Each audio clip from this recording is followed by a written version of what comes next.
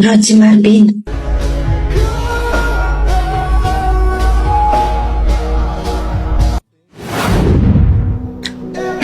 Rods, tingnan mo. Sila na ba yan?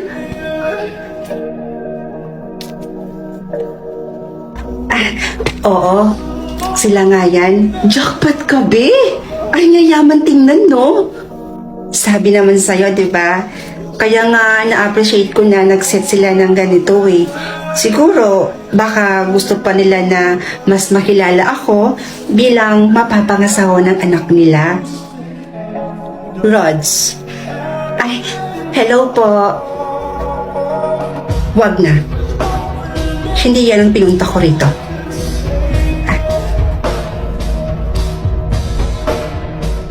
Sino siya? Best friend ko po. Sumama po siya sa akin kasi gusto niya daw ko kayong makilala. Hello po. Pasok na po tayo sa loob. Kami na po bahala sa bill. Kakasahod naman po namin kanina. Hindi na. Hindi na naman ako magtatagal. Umorder na lang kayo ng sa inyo. Sige ho. Kanya.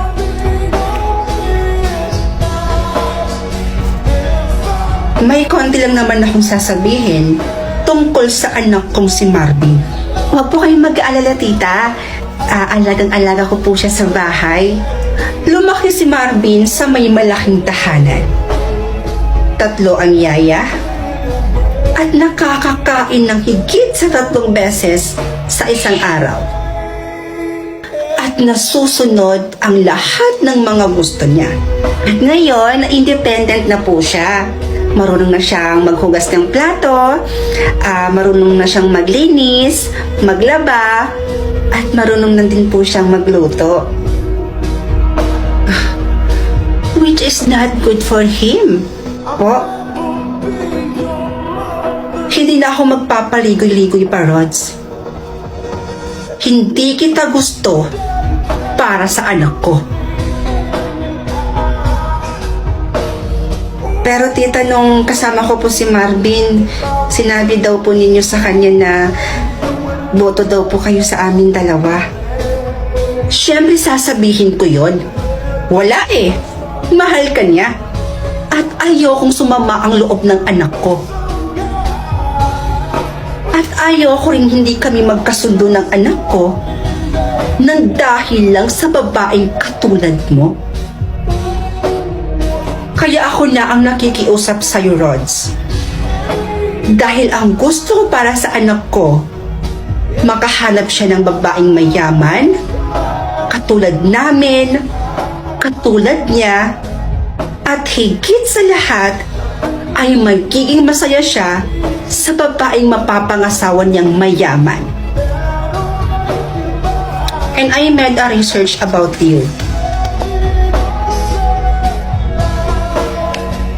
Nasa hospital ang kapatid mo. And kailangan niyo ng pera, right? Makakatulong niyang milyon na yan kapalit ng pag-iwan mo sa anak ko. And please, hindi ito dapat malaman ni Marvin.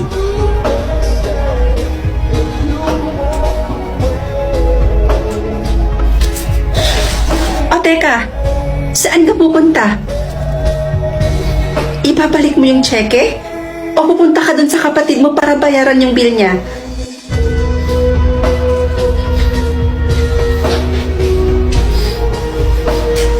So, after ng meeting natin sa client number 2, may meeting pa tayo sa Metro Manila, tama ba?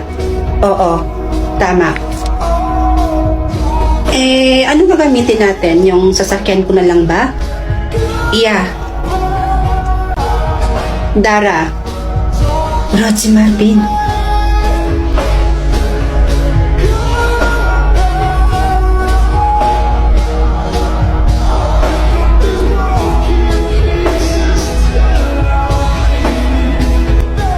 Marvin?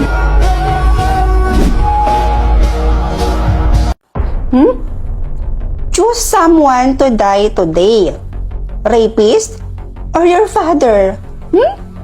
Siyempre, mas pipiliin ko yung rapist.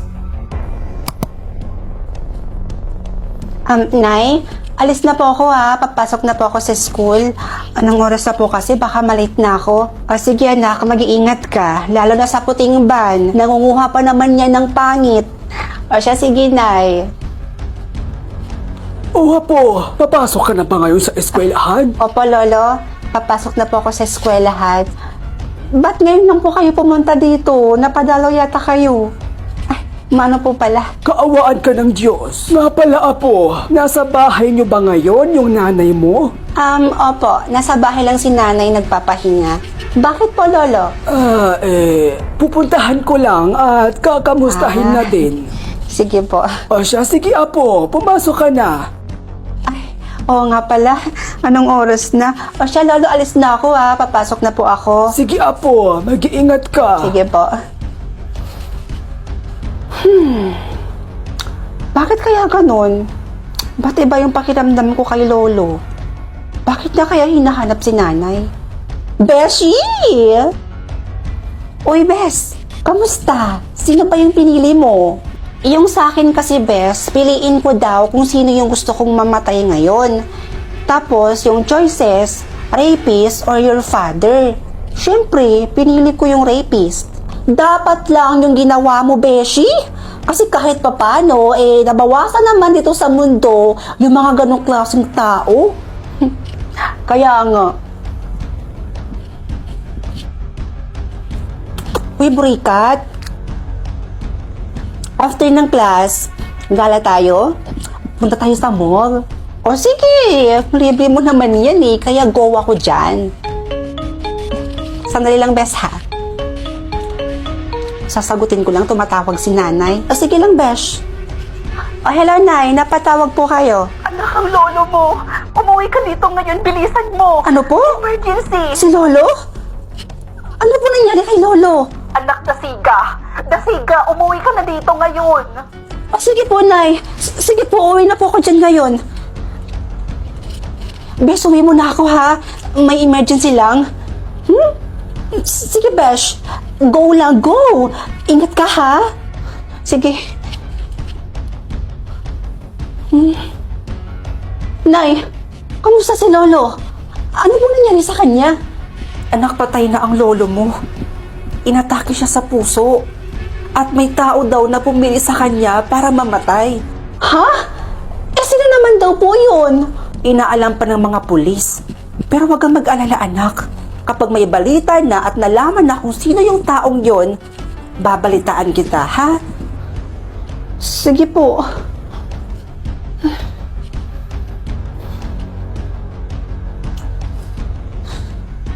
Sino kaya yung taong pumiling mamatay yung lolo ko?